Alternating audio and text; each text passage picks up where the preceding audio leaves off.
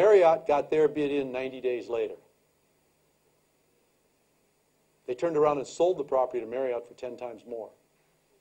Because families can move. Because families are decision makers. Because families are in charge. The next generation shakes things up, which we've talked about. Family values drive actions, which we've talked about. Strong cultures support business performance, which we've talked about. And families are identifiable owners who are in charge, which we've talked about. And my favorite, family members share experiences and success. Now, I never told you I came from a family business. We heard about J.P. Morgan being a family business, but I came from a family business. Only I used all of my MBA training in designing my family business. I hired my father to work for me. Is that not smart? But it's a true story. My father was a very senior government official, been a naval officer, and he retired at a young age like all government officials do. Sorry. I don't know what happens here, but yeah, we wish. But generally, government officials get to retire at a nice age. I don't know why. So he retired at a nice age, and he went down to Florida, and he took 6 or 7 strokes off his golf game, and he won that little trophy about this big, you know, at his country club, most improved golfer. Then he started playing tennis again with my mother, and they won the little trophy about this big, best mixed doubles over age 60. And they were having a great time. And then he woke up one day and he said, okay, golf's all right, tennis is all right, but now what am I going to do? And he was talking to me on the phone, and I said, well, Dad, I'm starting my business. I said, why don't you come out and work for me? And he said, that'd be a great idea. He said, could I do that? And I said, sure. I said, I need help. You see, my father ran a budget of over $1 billion, and my company at the time was doing $1 million, so I figured he might add a little bit of intellectual capital. So he came to work for me. And he did all kinds of stuff. He drove the truck, and he helped out every way. And he counted the money, because I didn't trust anybody else with the money. And so if I didn't count the money, he counted the money. And that's one of the first rules of family business, right? I wasn't even a professor then, but I knew the first rule. Have family count the money. But something interesting happened. After a few days, I noticed my employees were reporting to him. Okay? Now, if it had been a typical situation where I'd been the son and he'd been the father, and I was supposed to be the boss and he was supposed to be my boss, but the employees were working for him instead, then there'd be all this conflict. But because I was the owner and was the boss, I took a step back and I watched. And I figured out something. That my MBA was really good, but it didn't teach me how to be a leader. That my father knew how to lead people. He'd go to my employees and he'd say, guys, we need to relay the warehouse. Why don't you figure out the way to do it? If you need help, come and see me. I'm going to leave you alone. Make it work for you.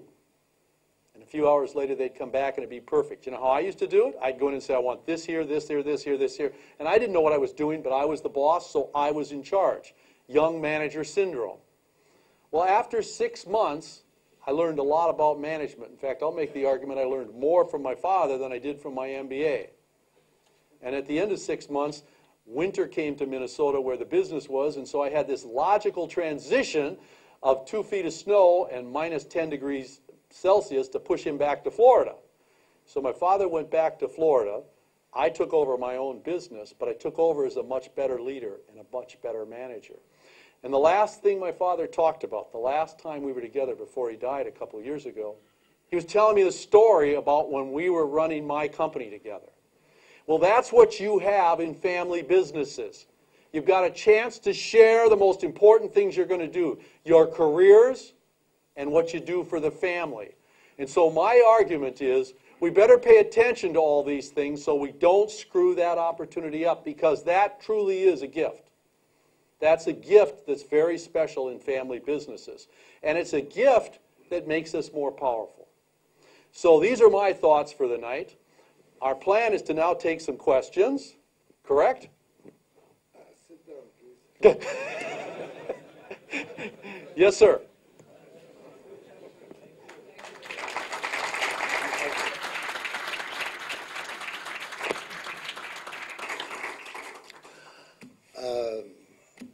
Before we start, I haven't seen him for 2 years ago. No, 2 years ago. 2 years ago. So whenever we had coffee, I think either he wrote it very quickly to put it on board, or I did not see it. questions. We will have questions and with short questions, so we'll have more questions. Sure. Professor Karlik, very, very pleased to see you in person. I have read very, very many of your articles, and I'm a very big supporter of what you say. ANSED is a very good place to do an MBA. IMD is a very nice place also. What is that? IMD. I think I've heard of them. Yeah. I'm teasing. My co-author, John Ward, started the family business program there and is one of the top family business people in the world. I know. Anyway, my name is Yusuf Mashal. I'm a board member of the Arab League Center for Family Business Development. My question and just a note. I have seen many presentations, and they are all very enthusiastic presentation like yours. Our problem in the Arab world are two things. Our Islamic religion inheritance, that is a very, very big problem to implement a lot of what you have said. And secondly is our rules of company establishment or company rules and legislations that we have. These are two very, very difficult. You've spoke about Ford, you spoke about Walmart, you spoke about Peugeot. They have legal identities. They have legal structure behind them that can help them to grow more and more and become a family, private, public business. And this is what we don't have in here, in addition to the Islamic inheritance. I would love to see you or anybody else working with companies like Kano, like Fakhro, like Al-Rajhi in Saudi, like Al-Ghanim in Kuwait, and come and give us presentations on and give examples, instead of giving us Walmart and instead of giving us Ford, give us examples of how Fakhro and Kano and Al-Muayyid and Rajhi and Al-Ghanim in Kuwait, they're doing their family business. This is a new identity for family business that we do not have within the Arabic world. Thank you. Thank you very much. Well, I'll just make one comment, and that is I think that's what's so important about something like this Family Business Association. And when I teach my courses at INSEAD, I have students from all over the world, and I use the students' businesses and their examples. In fact, everything in the course is done on a project on their family businesses, because every country is different, and every country faces different challenges. 20 years ago in Europe, family business was being destroyed because the inheritance taxes were taking all of the business capital to pay to the government. And a few families in Spain lobbied with their king to get the law changed. And they started a lobbying organization that's now changed the law in the United Kingdom, in Germany, in Belgium, in Amsterdam, and in Spain, and in Greece. So a lot of it is local effort to try to get better understandings of the importance of what we're doing. And an organization like this can provide examples from the local community, as well as a vehicle, perhaps, communicating how important it is. But your point's very well taken. Yeah, and the Middle East, one of the reasons we've opened in Abu Dhabi is so that we can have a research center to write cases, and any family that would like their story, we'll be glad to write a case on it, because we want to have more cases. We have cases from all over the world, and the Middle East is our least covered because we haven't had a campus here, but now we do. Can we have copies of these cases? Yes. Can we get? Yes. In fact, I'll get you slides from everything I talked about tonight. No, I'm inside about the Gulf. Well, we haven't written any cases on the Gulf yet, but that's one of the places that we want to start. Very good. How about you? Had my question? Nobody?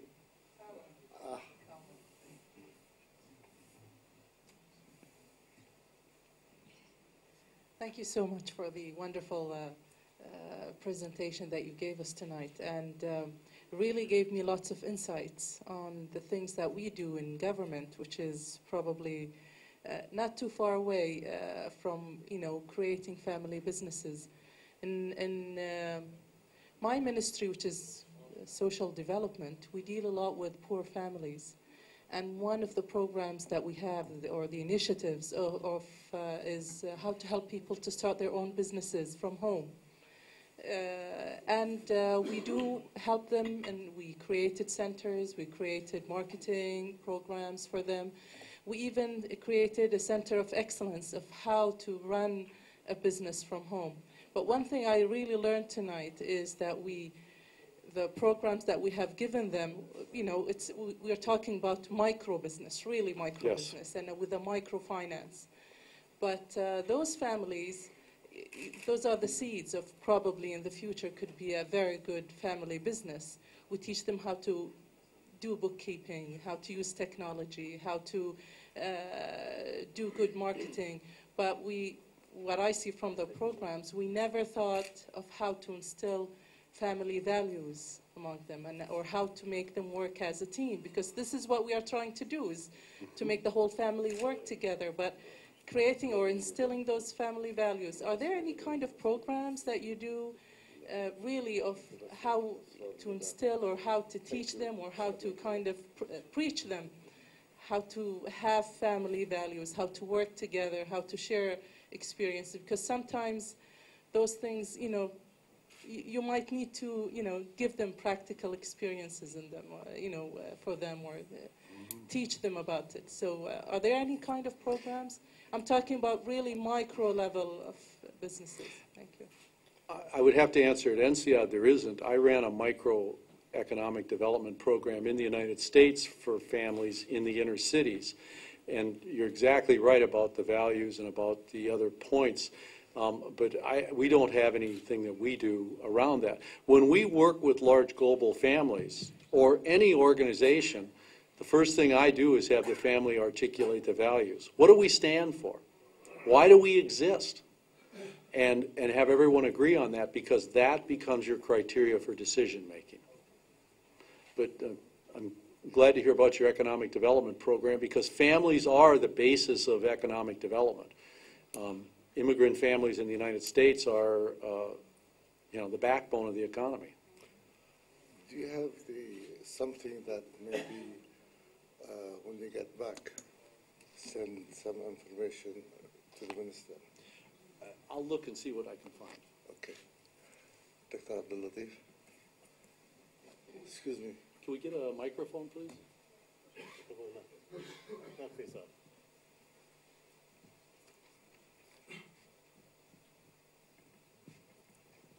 Thank you very much for the lecture. It's really very interesting, very comprehensive, and it gives us insight level that we are at this part of the family, but nice to see it in proper presentations.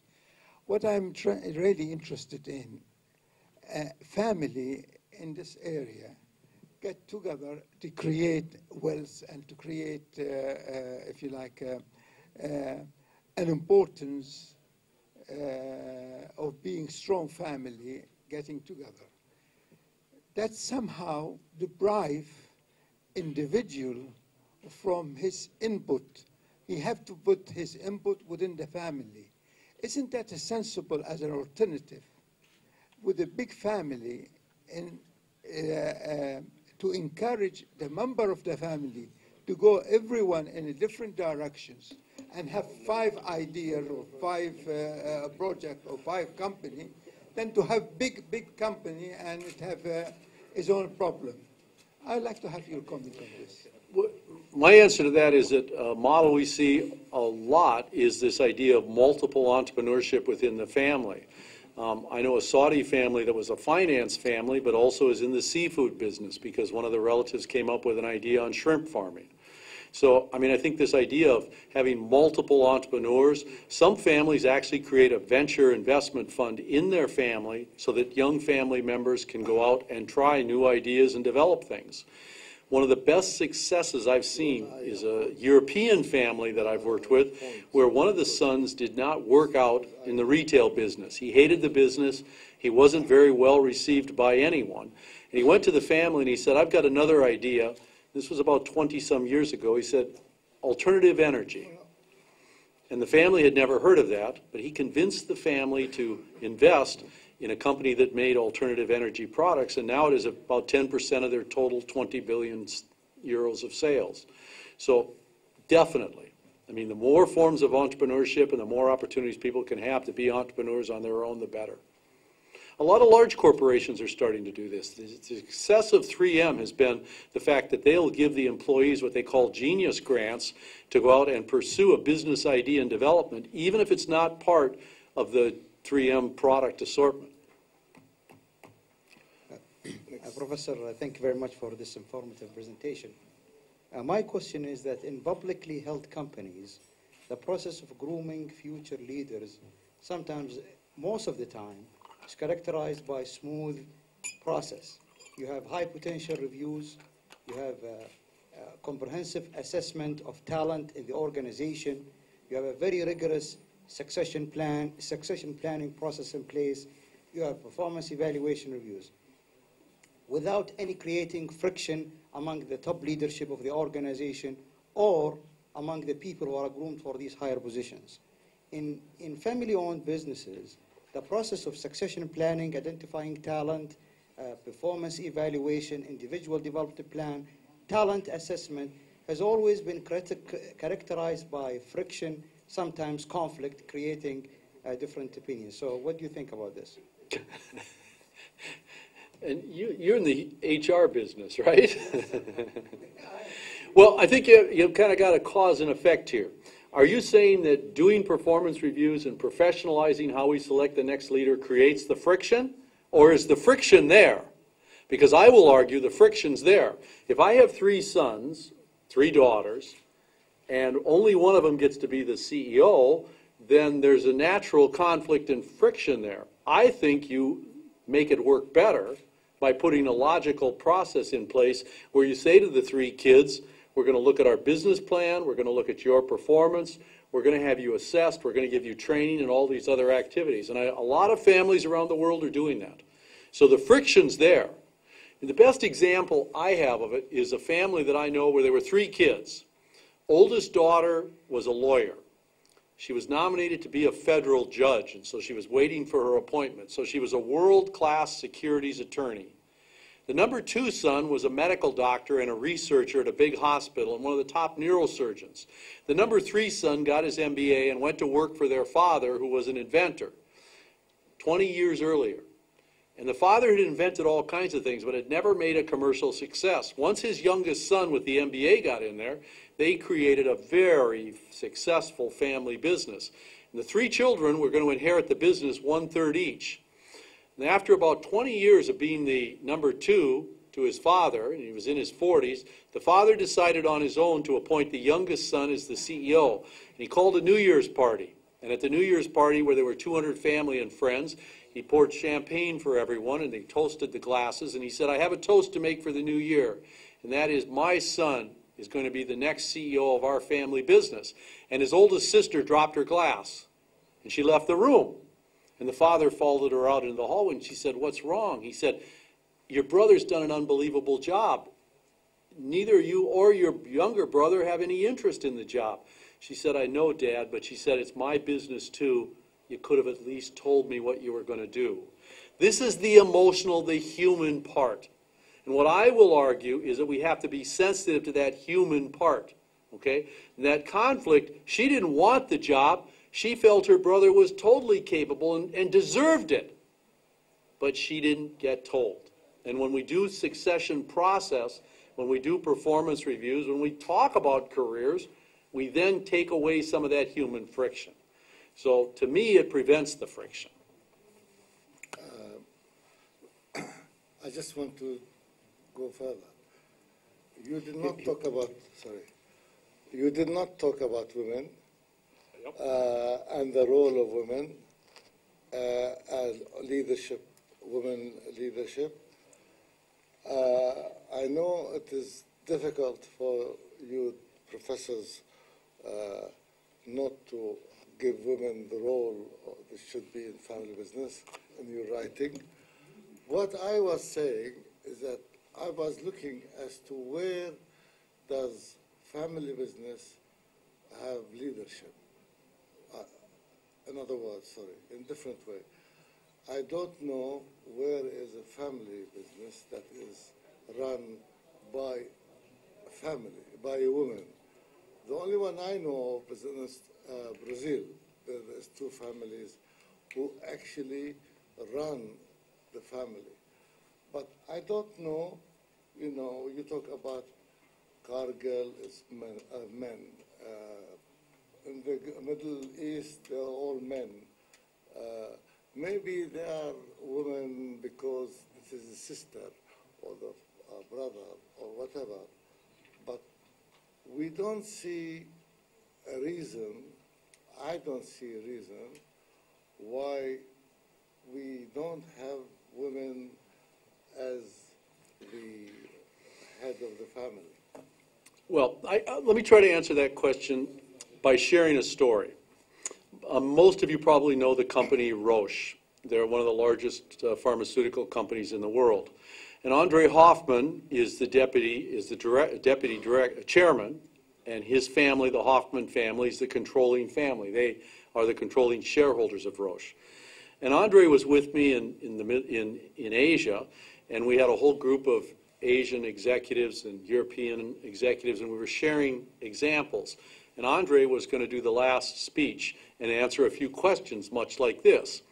And so one of the Chinese fathers raised his hand, and we called on him. And he said, Mr. Hoffman, he said, your family business is 150 years old. He said, you Europeans really know how to deal with women. Could you give us some advice? Because in Asia, women haven't really had leadership roles in our businesses. And Andre said something that was very insightful. He said, in 150 years of my family controlling Roche, no woman has ever been a director. He said, do you think it's a coincidence that my cousin and I, the two young men, are directors and our 4 women cousins aren't directors? He said, so in Europe and in the West, we really haven't understood gender and how to deal with it either. And what I say to people around the world is gender is a 21st century issue. It's a huge issue everywhere because it's half the talent pool and because it helps and nurtures the next generation of owners and leaders in every country. And so we have to think for new ways of how we develop women leaders and women business professionals. That I can give you an example of. I have a family business in Switzerland where the CEO is a non-family woman, Louise Julian. She's on the Forbes list of the top 50 women business leaders in the world. And we see it in the Middle East too. In the Oleon family, there's a brother who's chairman, He's not the head 2 of sisters. No. But there is no, he's not the head of the family. Rayyan is a man. This company you're talking about, the Swiss, is a man. There's a man My chairman. family is a man. Well- Gargill is man. Why is it that we don't have women becoming, because maybe it's easier, it's better to have women to be more fair, etc. If they have the ability. We have Sabah Al-Mayed, who's professional, and now she heads a bank. Yes, but she's not the head of the Mayed family. I mean, I can't answer the question. I mean, I can tell you that 3 years ago at NCIAD, our faculty retreat was how to get more women leaders in our faculty, because only about 15% of our professors are women. So why is that? So it's what? I would say it's a glass ceiling. And I would say also, we have to, that's the simplistic answer, no offense. Because there are other structural issues. And that is one of the things that happens is that women drop out or get behind their cohort when they have children. And how do we balance that out? No, it happens in academia and it happens in business. And Okay, you next. Thank you, Doctor, for your speech. It's a very excellent speech, actually. My question is, one of your slides mentioned about encouraging or advising for family member to work outside the organization to get the experience and the discipline. But the risk here is in 2 points. First is for